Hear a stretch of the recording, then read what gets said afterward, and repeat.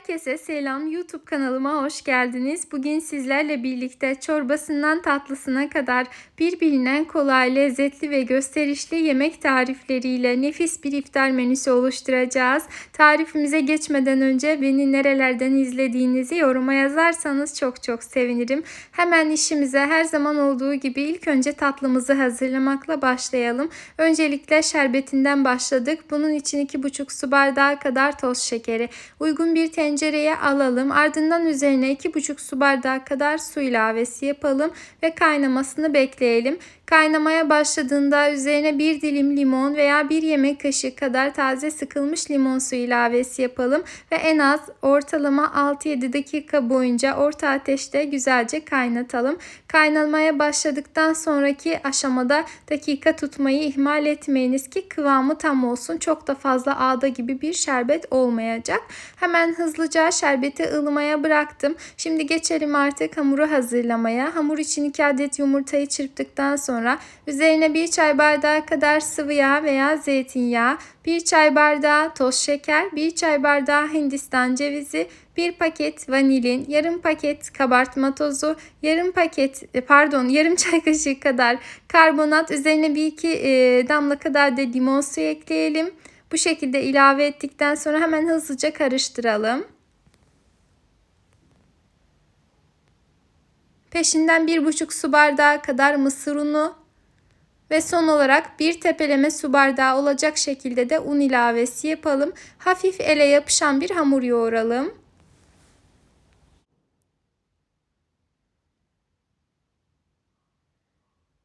Hamur elinize yapışmaya devam ettikçe kesinlikle daha fazla un eklemeyiniz lütfen ki hamurunuz sertleşmesin. Eğer sertleşirse daha sonrasında şerbetini çekmesi gerçekten çok zor olur. Hemen hızlıca hamuru hazır ettikten sonra bu şekilde öncelikle fırın tepsisinin içerisine güzelce yağladım. Ardından elimi de birazcık yağladım ki daha sonrasında hamurlara şekil verirken benim için kolaylık olsun. Ve hamurdan bir parça kopardım. Ortalama küçük bir ceviz gibi düşünebilirsiniz.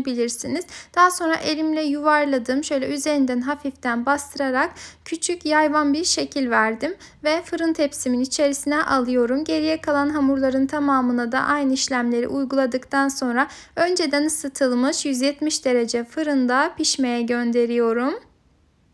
Fırınınız çok yavaş pişiriyorsa 175 veya 180'de de pişirebilirsiniz. Pişerken şöyle üzerleri çatlayıp çok güzel bir görüntü alacaktır. Fırından çıkardıktan hemen sonra üzerine ılımış olan şerbetini gezdirelim. Şerbetimiz tamamen soğuk veya sıcağa yakın ılık olmayacak. Yani elinizi ısırmaması lazım. Daha soğuğa yakın bir ılık gibi düşünebilirsiniz.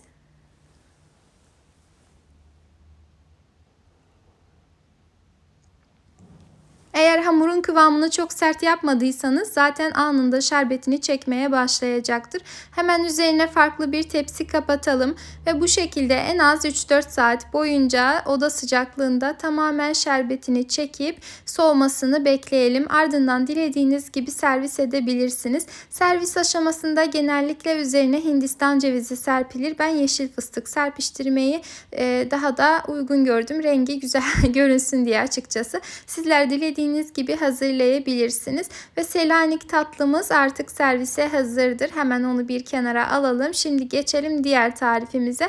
Öncelikle çorbayı hazırlamakla devam ediyoruz. Bunun için ortalama 1,5-2 su bardağı kadar yoğurdu uygun bir kasenin içerisine alalım. Üzerine 1 adet de yumurta sarısı ilavesi yaptıktan sonra yumurta sarısı ve yoğurdu tamamen pürüzsüz güzel bir kıvam alıncaya kadar güzelce çırpalım. Ardından azar azar kaynar su ilavesi yapalım. Ta ki yoğurt tamamen sıcaklaşmaya başlayıncaya kadar, yani elinizi ısıracak derecede ısınıncaya kadar bu şekilde devam edin. Ardından şimdi geçelim çorbamızı artık hazırlamaya. Öncelikle 2 yemek kaşığı kadar tereyağını veya zeytinyağı uygun bir tencereye alalım. Üzerine 1 çay bardağı dolusu kadar ince, ismini unuttum, neydi? Şehriye ilavesi yapalım ve kavuralım. Bu arada sadece tel şehriye ile değil, arpa şehriye ile de hazırlayabilirsiniz. Bu şekilde tamamını güzelce kavurduktan sonra öncelikle üzerine 1 çay bardağı, 1 su bardağı kadar kaynar su ekleyelim. Direkt terbiyeye eklersek yine kesilme riski olabilir. O yüzden direkt terbiyeyi değil, önce suyu, daha sonra terbiyemizi ilave edelim ve karıştıralım. Tekrar birazcık daha su ekledim. Suyu çok az olmasın diye. Göz kararı yeteri kadar su ekledikten sonra üzerine 1 yemek kaşığı kadar da kavrulmamış şehriye ilavesi yaptım ki çorbamızın kıvamı daha da güzel olsun. Yani kıvamını bağlasın. İsteyenler şehriyeleri kavururken 1 tatlı kaşığı kadar da un kavurup o şekilde de hazırlayabilirler. Ardından tamamen kaynamaya başlayıncaya kadar sürekli karıştırdım ve daha sonra kısık ateşte 5 dakika daha pişirdim. Ocağın altını kapatarak hemen hızlıca üzerinin sosunu da hazırlıyorum. Bunun için 1 dolu yemek kaşığı kadar tereyağını erittikten sonra üzerine 2 dolu çay kaşığı kadar nane ilavesi yapalım. Şöyle hemen hızlıca hiç bekletmeden karıştırıp çorbamızın üzerine gezdirelim.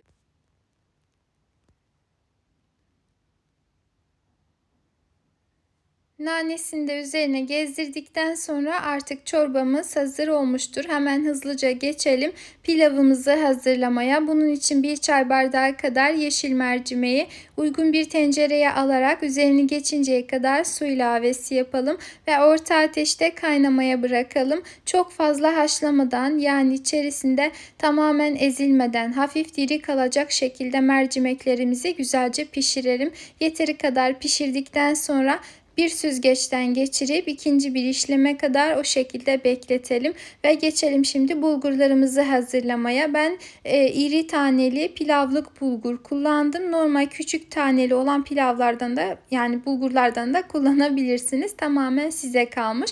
2,5 çay bardağı kadar bulguru uygun bir kaseye aldım. Üzerini geçinceye kadar ılık su ilavesi yaptım ve bu şekilde 10-15 dakika dinlendirdikten sonra ardından 2-3 sefer daha güzelce yıkadım. Şimdi geçtim artık soğanı hazırlamaya. 1 adet büyük boy kırmızı soğanı ince ince doğrayalım.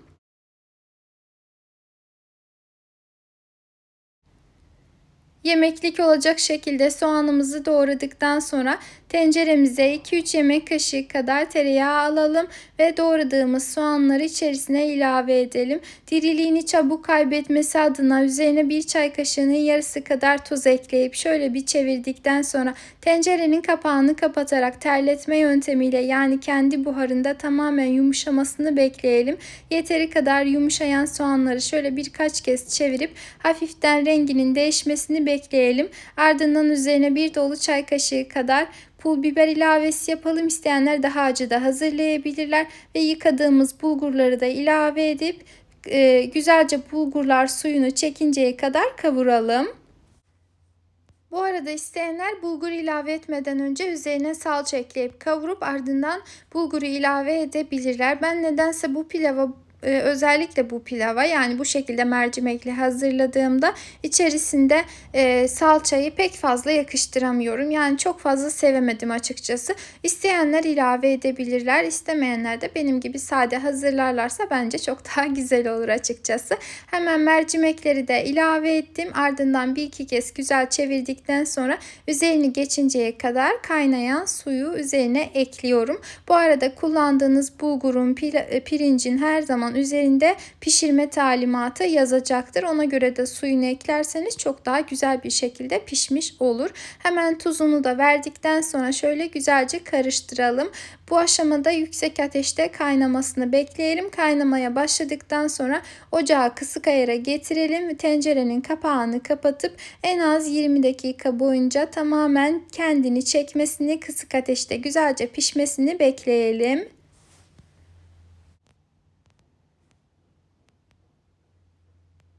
Yeteri kadar pişirdikten sonra üzerine bu şekilde bir mutfak havlusu yerleştirelim. Tekrardan kapağını örtüp demlenmeye bırakalım. Geçelim şimdi tavuklarımızı pişirmeye. Bunun için ben 3 adet kalçalı tavuk but kullandım. Önceden butun ayak kısmı ile birleştiği yerlerdeki sarı deriyi ve üzerindeki tüyleri ocakta güzelce üttüm. Ardından bıçakla üzerini kazılayarak su ile güzelce yıkadım ve üzerine bu şekilde çizikler atarak işime devam ediyorum. ediyorum. Hazırladıktan sonra ne yaptım?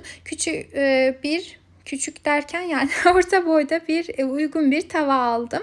Hemen üzerine 1 yemek kaşığı kadar zeytinyağı ekledim ve tavukları içerisine alıyorum. Çok yağda pişirmeyin. Kendi yağını da salacaktır. Hem çok fazla yağda kızarttığınızda yağ tadı geliyor. Asla ızgara gibi tatlı ve lezzetli olmuyor. Aklınızda bulunsun.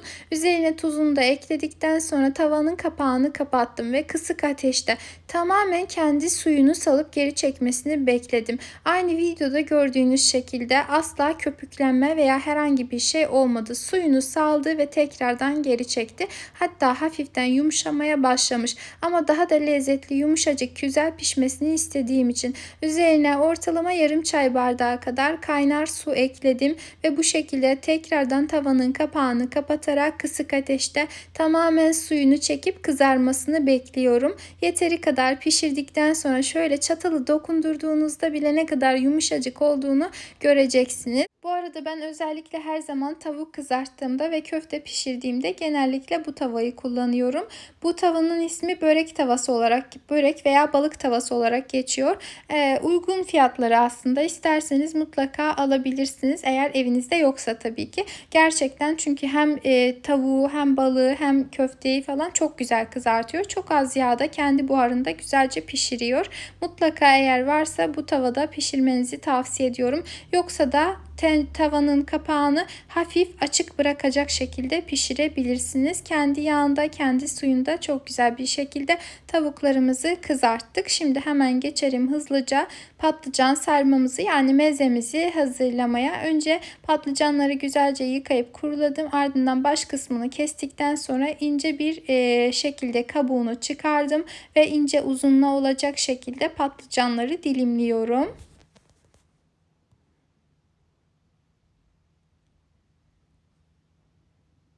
Gördüğünüz gibi benim kullandığım patlıcanlar çok fazla çekirdekli değildi.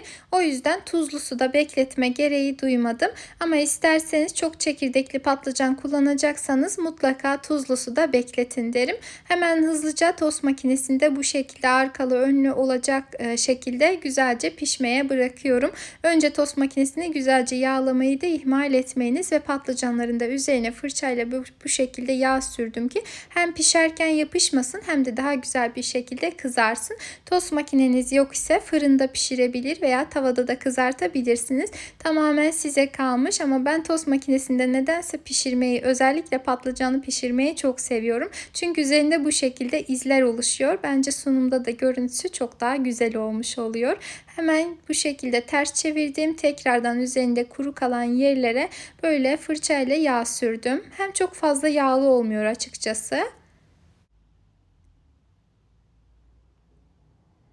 Her iki tarafı pişen patlıcanları aldıktan sonra geriye kalanlarını da aynı şekilde pişirmeye devam ettim. Bu arada eğer videoyu buraya kadar izlediyseniz anlamadığınız veya aklınızda soru işareti kalan herhangi bir nokta olduysa mutlaka yorum kısmında sorabilirsiniz. Her zaman olduğu gibi elimden geldiğince sizlerin yorumlarınızı cevaplamaya çalışacağım. Şimdiden değerli yorum ve beğenileriniz için hepinize çok çok teşekkür ediyorum. Şimdi içerisinin dolgusunu hazırlamaya geçelim. Bunun için 3-4 dolu yemek kaşığı kadar süzme yoğurdu uygun bir kaseye aldıktan sonra üzerine 1 dolu yemek kaşığı kadar labne peyniri, 1 tutam ince kıyılmış dereotu ve 1 avuç kadar da ince ince kıyılmış ceviz ekleyelim. Tuzunu ve karabiberini de ilave ettikten sonra güzelce karıştıralım.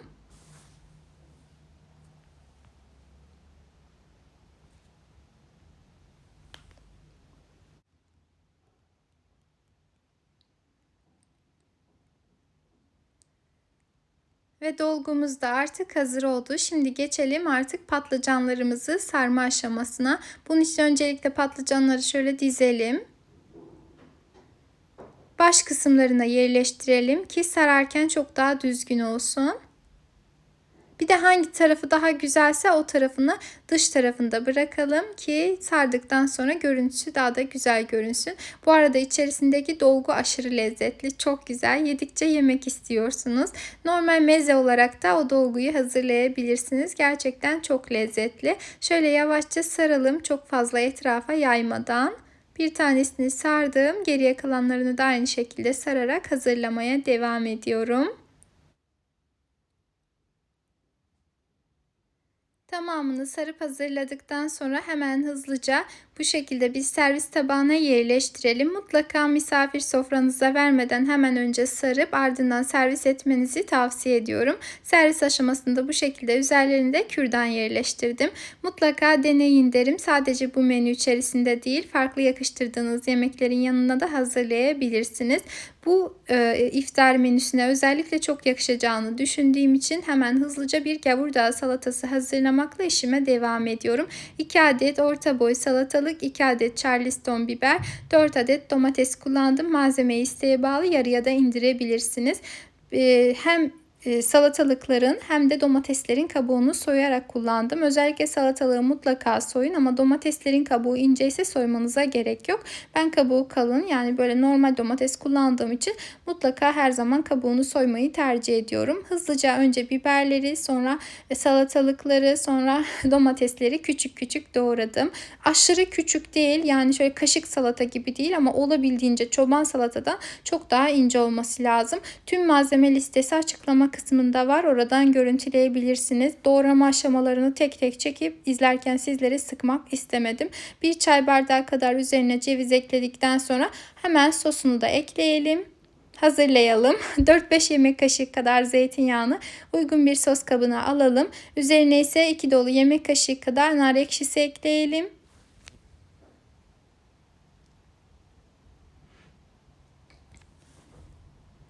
Orijinalinde yok ama ben bu salataya karabiberi ve de karabiber var, pul biber yok herhalde. Pul biberi her zaman ekliyorum. Çok beğeniyorum. Çok lezzetli oluyor. 1 çay kaşığı karabiber, 1 çay kaşığı pul biber, 2 dolu çay kaşığı kadar sumak ve 2 dolu çay kaşığı kadar da tuz ekledim. Şöyle güzelce karıştırıyorum. Ve gavurdağ salatamızın sosu da artık servise hazır hale geldi. Sofraya vermeden hemen önce üzerine sosunu gezdirip ardından afiyetle tüketebilirsiniz. Önceden kesinlikle ilave etmeyiniz. Sofraya vermeden hemen önce ilave ediniz. Aksi takdirde salata yerine çorba yemiş olursunuz. Bazen bazı arkadaşlar neden bu kadar detay veriyorsunuz diye yazabiliyor. Çünkü bu videoları sadece sizin gibi yemek tarifi bilenler değil, yani mutfakta uzun zaman geçiren insanlar değil, İlk defa mutfağa giren kişiler de izleyebiliyorlar. Hayatında ilk defa yemek veya salata hazırlayacak videoyu izliyor veya bir şeyleri yanlış yapıyor. O da biz onların hakkına girmiş oluyoruz. O yüzden ben de olabildiğince tüm detayları sizlerle genellikle paylaşmaya çalışıyorum. Ne demiş atalarımız? Bilmemek değil, öğrenmemek ayıptır. Bu şekilde salatamı da yemeğimizi, ana yemeğimizi de servise hazır ettik. Ben pilavı ters çevirdim. Böyle üzerine de tavukları yerleştirdim. Gerçekten çok güzel oldu. Ani misafirim geldiğinde genellikle bu tarifi tercih ediyorum. Bu çorba da gerçekten çok güzel. Resmen 5 dakika çorbası. Şehriyeyi kavur, terbiyeye ekle, 5 dakika kaynat ve hazır. Müthiş tarifler, birbirinden kolay ve de çok lezzetli.